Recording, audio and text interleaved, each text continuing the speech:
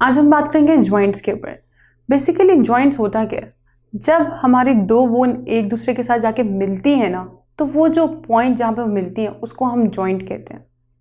यानी कि जब दो बोन्स एक दूसरे के साथ आके मिलेंगी, वो जिस पॉइंट पर एक दूसरे से मिलेंगी, जिस पॉइंट पर एक दूसरे के साथ आके अटैच होंगी, हम उसको जॉइंट कहते हैं।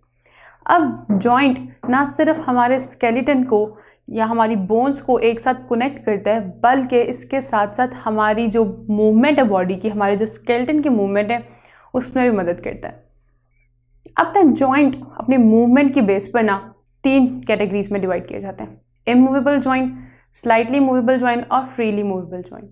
जो इमूवेबल जॉइंट्स होते हैं ना, ये वो जॉइंट्स होते हैं जो बिल्कुल मूव नहीं कर सकते, जैसे कि हमारे स्कल के जॉइंट। हमारे स्कल में कोई भी जॉइंट मूव नहीं कर सकता। नंबर 2 हम बात कर लेते हैं स्लाइटली मूवेबल जॉइंट के ऊपर।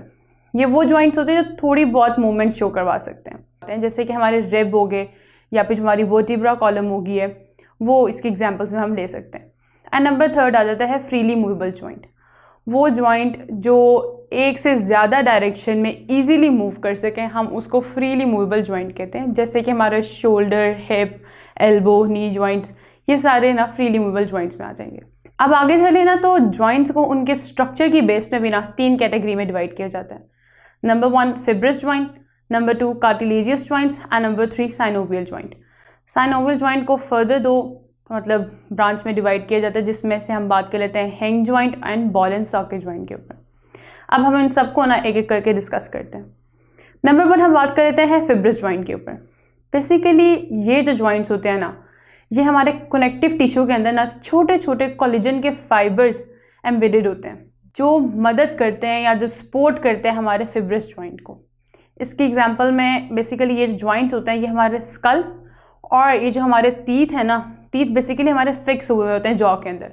अब वो फिक्स किस तरह होते हैं, वो हमारे फिब्रस जॉइंट की मदद से ही, वो इन छोटे कोलेजन फाइबर्स की मदद से ही हमारे जॉ के अंदर फिक्स हुए हैं। नंबर 2 हम बात कर लेते हैं कार्टिलेजियस जॉइंट के ऊपर।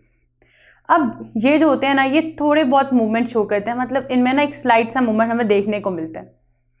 अब ये जो जॉइंट होते हैं ना, ये उसके अलावा हमारे जो वर्टिब्रा है ना, उसमें पाए जाते हैं, और उसके अलावा जो हमारे पेल्विस रीजन में जो हमारी कॉक्सिल बोन्स है ना, उधर पाए जाते हैं।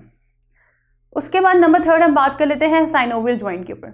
Synovial joint basically synovial membrane के अंदर ही लोकेट होते हैं। साइनोवियल मेम्ब्रेन के अंदर ना पहले एक कैप्सूल होती है, फिब्रस कैप्सूल, जो कि सराउंड करती है साइनोवियल कैविटी को। और ये साइनोवियल कैविटी बेसिकली ना एक फ्लूइड से फिल हुई होती है, ताकि बोन की जो फ्रिक्शन है ना, उसको ये रिड्यूस कर सके और बोन इजीली मूव करवाए। इसको हम साइनोवियल जॉइंट का नाम देते हैं। अब साइनोवियल जॉइंट की जो फर्दर 2 डिविजन्स की गई थी, उसमें हम बात कर लेते हैं हिंग जॉइंट के ऊपर। पहले हिंग जॉइंट में बेसिकली मसल ना एक दूसरे के साथ पैरेलल वे में अटैच होते हैं, जैसे कि हमारा ये जो ह्यूमरस है और रेडियस और अल्ना है, ये एक दूसरे के साथ पैरेलल वे में अटैच है, और ये जो मूवमेंट है ना, इसको हम हिंग जॉइंट कहते हैं।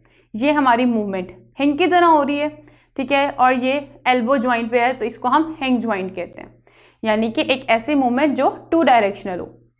जबकि जो बॉल एंड सॉकेट जॉइंट है ना, इसमें जो मूवमेंट होती है वो मल्टीपल डायरेक्शन में देखने को मिलती है, और इसमें जो मसल होता है ना, वो हमेशा परपेंडिकुलरली अटैच होते हैं एक दूसरे के साथ। जैसे कि हमारा जो शोल्डर है, ये बॉल एंड सॉकेट जॉइंट है, इसमें जो हमारे हाथ की मूवमेंट है ना, हमारे शोल्डर की जो मूवमेंट है, वो हमें मल्टीपल डायरेक्शन में ईजिली देखने को मिल रही है, और इसकी जो फ्लेक्सिबिलिटी होती है ना, वो भी काफ़ी ज़्यादा होती है, क्योंकि काफ़ी ज़्यादा फ्लेक्सिबल पाया जाता है, क्योंकि मल्टीपल डायरेक्शन में तो ये जॉइंट फ्लेक्सिबल भी बहुत ज़्यादा होता है। तो यहाँ ही हमारी जो जॉइंट की डिस्कशन है वो एंड होती है, बाकी हम पढ़ेंगे नेक्स्ट लेक्चर में। अगर ये लेक्चर आप कंप्लीटली देखना चाहते हैं और इसके साथ साथ बेशुमार MCQs, उनके आंसर्स और एक्सप्लेनेशंस भी हासिल करना चाहते हैं, एंड दैट ऑल फ्री, तो अभी गूगल प्ले स्टोर पे जाइए एंड लिखिए हिप्पो ई-लर्निंग प्रोग्राम। हमारी ऐप डाउनलोड कीजिए, ना सिर्फ इसे खुद यूज़ कीजिए बल्कि अपने दोस्त एंड क्लास फेलोज़ को भी रेकमेंड कीजिए।